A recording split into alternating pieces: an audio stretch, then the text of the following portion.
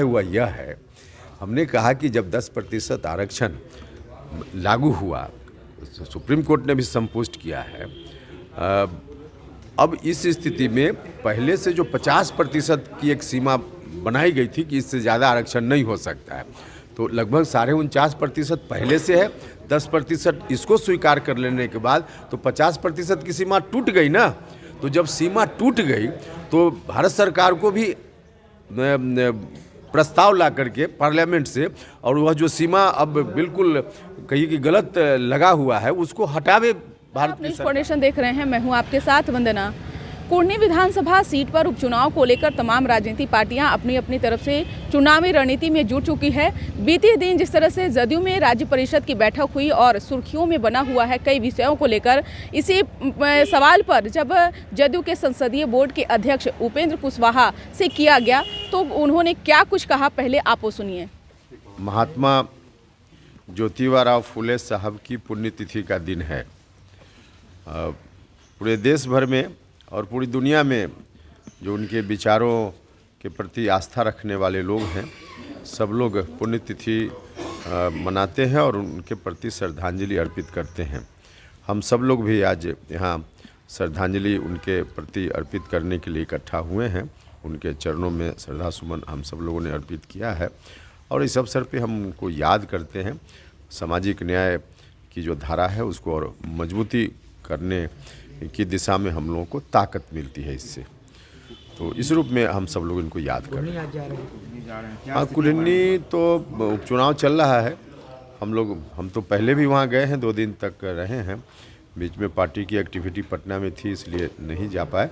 आज से फिर जा रहे हैं और वहाँ हम सब लोग मिलकर लगे हुए हैं। जो समीकरण है हमारा वोट का, उसके हिसाब से बहुत ही अच्छी स्थिति है। भारी मतों के अंतर से हमारा उम्मीदवार वहाँ से चुनाव जीतेगा।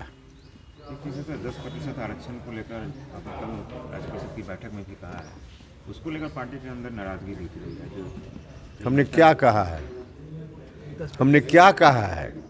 10% आरक्षण को लेकर क्या कहा हमने? उनका कहना है कि हिस्सेदारी सबकी उसमें मतलब हिस्सा मिलना चाहिए। अरे भैया, तो हमने क्या कहा? जरा पहले उलट को देख लीजिए ना उसको, उसके बाद सवाल पूछिए। जय कुमार सिंह भी बोल रहे हैं कि अरे भाई, आप लोग गलत बता दिए होइएगा उनको। आप देखिए, होना चाहिए, इस पर कहाँ कोई बात कल हुई है कि नहीं होना चाहिए, होना चाहिए, वही तो कह रहे हैं। इस पर कहाँ कोई बात है भाई? आप लोग गलत व्याख्या उनको सुना दी। उनका कहना है कि 10% आरक्षण को लेकर आपने जो कहा है कि उसमें अन्य जो वर्ग हैं उनको ही नहीं, बिल्कुल ऐसा नहीं कहा। यही तो हम कह रहे हैं कि आपको मालूम नहीं है कि हमने क्या कहा, तो फिर कैसे सवाल पूछिएगा? अरे भैया, खुद क्या हम जो बोले हैं कल की बात है, आप रिकॉर्ड उठाकर देख लीजिए। 10% आरक्षण के होने न होने के बारे में हमने कुछ कहा ही नहीं है। हमने जो कहा है वह यह है, हमने कहा कि जब 10% आरक्षण लागू हुआ, सुप्रीम कोर्ट ने भी संपुष्ट किया है। अब इस स्थिति में पहले से जो 50% की एक सीमा बनाई गई थी कि इससे ज़्यादा आरक्षण नहीं हो सकता है, तो लगभग 49.5% पहले से है। 10% इसको स्वीकार कर लेने के बाद तो 50% की सीमा टूट गई ना। तो जब सीमा टूट गई तो भारत सरकार को भी प्रस्ताव ला करके पार्लियामेंट से, और वह जो सीमा अब बिल्कुल कहीं की गलत लगा हुआ है उसको हटावे भारत की सरकार। हमने यह कहा है, उसमें कहाँ से कोई 10% को मिले न मिले, यह तो कोई बात ही नहीं हुई है। इसलिए हमने कहा कि क्या कहा पहले उसको तो बताइए। सर, एक सवाल है, मुख्यमंत्री जी का आपने सुझाव दिया कि मुख्यमंत्री जी जो हैं वो एक लोगों की अगर सुने, अगर किसी को शिकायत करने वाला व्यक्ति अगर वो साथी में बैठा हुआ है तो नहीं कर सकता है, तो क्या सुझाव दिया था और मुख्यमंत्री ने क्या? नहीं, देखिए, सुझाव तो सब लोगों के सामने सार्वजनिक रूप से हमने दिया था और आम नेता कार्यकर्ताओं की जो भावना है उसके अनुकूल हमने उनसे आग्रह किया है।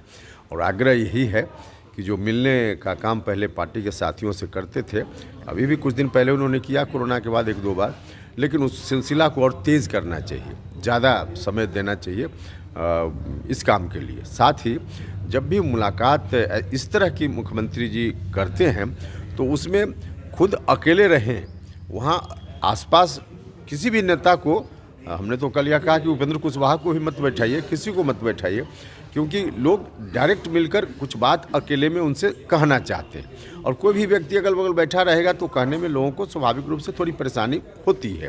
तो अब नतीजा उसका होता है कि सही बात मुख्यमंत्री जी तक नहीं पहुंच पाएगी, तो इसलिए हमने ऐसा कहा। मुख्यमंत्री जी ने क्या इससे कहा? जुड़ा एक सवाल भी है मुख्यमंत्री कि जी ने सर क्या कि कहा आप- सर? नहीं, मुख्यमंत्री जी ने कहा कि हाँ हम अब मिलेंगे लोगों से, मिलने का जो उसकी जो प्रक्रिया है हम तेज़ करेंगे, और उसी में कोई साथी अलग से भी कुछ कहना चाहे तो उसके लिए भी गुंजाइश रहेगी, अलग से भी थोड़ी बात होगी। आपने कल कसम भी खाई है कि बीजेपी के साथ दोबारा नहीं जाएंगे।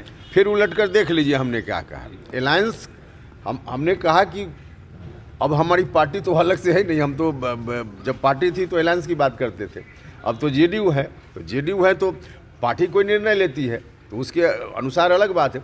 लेकिन व्यक्तिगत रूप से हमने अपने बारे में कहा है कि उपेंद्र कुशवाहा मैंने मौत स्वीकार कर सकता है, लेकिन भारतीय जनता पार्टी का सदस्य बनना इस जन्म में नहीं स्वीकार कर सकता है। यानी यानी आप कि आप इस जन्म में फुल नहीं टर्म अब बीजेपी में जा नीतीश सकते। कुमार के साथ रहेंगे। हाँ भैया, अब इसको आप लोग क्यों अब कितनी बार कहने की कहवाइएगा? क्या जरूरत पड़ी? असल बात ये है कहने की जरूरत पड़ी कि मीडिया में आप लोग चला रहे थे कि उपेंद्र कुशवाहा भाजपा की ओर आप ही लोग चला रहे थे। अच्छा। तो आप लोग कन्फ्यूजन जनता में पैदा करते हैं तो हम लोग को बोलना पड़ता है मजबूरी में। नीतीश जी भाजपा अगर से जाएंगे जुड़ा तो हुआ आप एक सवाल जाएंगे? है, सर। नीतीश जी अगर बीजेपी की तरफ झुकाव करते हैं तब तो आप जाएंगे? नीतीश जी बीजेपी की तरफ झुकाव करने वाले हैं। आप लोग क्यों फिर ये गलत अच्छा, बात, एक सवाल है सर, गलतफहमी पैदा करने का भविष्य प्रयास में अगर कर करते हैं- अरे भाई क्यों नहीं, इस तरह का बिल्कुल गलतफहमी पैदा करने वाला सवाल है। केंद्रीय मंत्री है गिरिराज सिंह, उन्होंने कहा है कि पॉपुलेशन कंट्रोल बिल का जो लोग वायलेट कर रहे हैं उनका वोटिंग राइट्स छीन लेना चाहिए।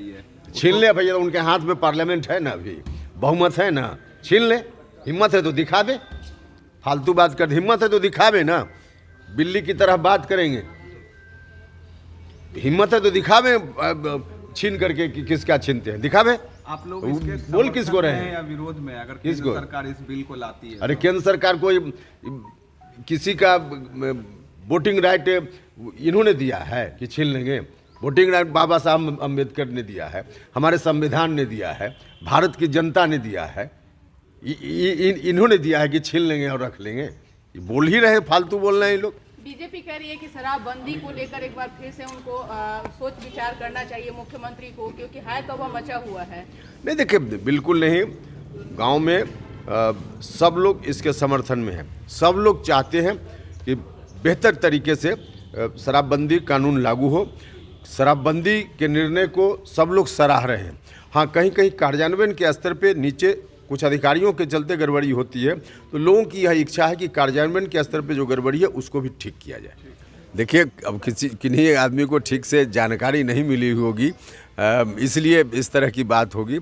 हमने जो कुछ भी कल कहा है वह यह कहा है, जो हमारे मुख्यमंत्री जी ने भी कहा अभी से सप्ताह भर पहले, कि 50% का जो सेलिंग है आरक्षण पे उसको समाप्त करना चाहिए, भारत सरकार उसको समाप्त करे। 50% के सेलिंग के चलते कई सामाजिक समूह को ज़्यादा आरक्षण मिलना चाहिए जो नहीं मिल पा रहा है। कहा जा रहा है कि 50% पूरा हो गया, कैसे दे पाएंगे? लेकिन अब जब 10% आरक्षण मिल चुका है समाज में किसी दूसरे वर्ग को, तो उसके हिसाब से तो आरक्षण की सीमा ऐसे ही टूट गई। अब लगभग 60% आरक्षण मिल रहा है, तो 60% आरक्षण मिल रहा है, और वह भी 60% आरक्षण या 10% जो आरक्षण है वह भी लोग कहते हैं आर्थिक आधार पे। आर्थिक आधार पे नहीं है।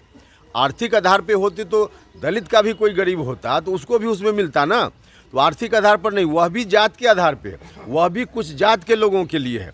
तो हमारा यह कहना है कि जब 60% आरक्षण हो ही गया, 50% की सीमा टूट ही गई, तो अब क्यों लिखे हुए हैं किताब में कि 50% से ज़्यादा नहीं होगा? अब उसको समाप्त कीजिए, 50% के सेलिंग को ख़त्म कीजिए, यह हमने आपने कहा। कि क्या कुछ कहा, ये आपको बता दें कि सबसे पहले उपेंद्र कुशवाहा ने कहीं ना कहीं साइलेंट मोड में आकर सवर्णों के जो आरक्षण को लेकर है उन्होंने विरोध जताया, और साथ ही साथ जिस तरह से नीतीश कुमार को उन्होंने सलाह दी थी, तो क्या आगे आने वाले समय में नीतीश कुमार उनकी सलाह को मानेंगे, या फिर जिस तरह से उपेंद्र कुशवाहा ने कहा कि मैं मर जाऊंगा लेकिन बीजेपी में नहीं जाऊंगा, तो क्या ये अपने बातों पर अमल रहेंगे उपेंद्र कुशवाहा? क्या आगे आने वाले भविष्य में उपेंद्र कुशवाहा बीजेपी में नहीं जाएंगे? कई सवाल है। बने रहिए आप न्यूज़ फाउंडेशन के साथ, जो भी अपडेट होगा वो हम आप तक जरूर साझा करेंगे। इसकर बस इतना ही। बने रहिए न्यूज़ फाउंडेशन के साथ, तब तक हमारे चैनल को सब्सक्राइब नहीं किए हैं तो कर लीजिए। धन्यवाद।